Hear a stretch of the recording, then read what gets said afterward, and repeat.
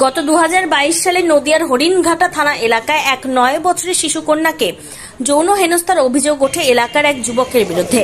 ঘটনার প্রায় 3 বছর পর অভিযুক্তকে 10 বছরের সাজা ঘোষণা আদালতের। ডিএসপি রানাঘাট জানান, 2022 সালের ফেব্রুয়ারি মাসে নদিয়ার রানাঘাট পুলিশ জেলার অধীনে থাকা ফতেপুর এলাকায় এক 9 বছরের শিশুকন্যাকে পুতুল দেওয়ার নাম করে ডেকে নিয়ে গিয়ে যৌন হেনস্থা করার অভিযোগ ওঠে চিরঞ্জিত ধারা নামক এক যুবকের বিরুদ্ধে।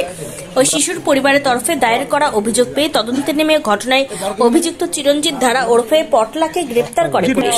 সূত্রের খবর, অভিযুক্ত যুবক সম্পর্কে পাড়ার মামা হন। দীর্ঘদিন মামলা চলার পর শুক্রবার মামলায় অভিযুক্তকে দোষী সাব্যস্ত করে আর শনিবার তার সাজা ঘোষণা করে কল্যাণী আদালত। এই মামলার আইনজীবী রিয়া সরকার এদিন জানান, অভিযুক্ত 10 বছরের সাজা ঘোষণা করেন মহামান্য বিচারপতি। পাশাপাশি শিশুকন্যার পরিবারকে আর্থিক সাহায্যের কথাও জানান।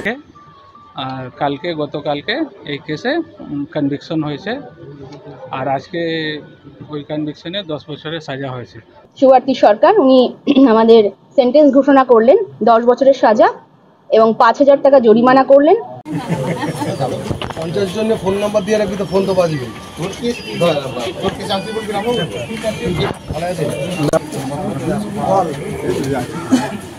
এই বার করবেন নাকি?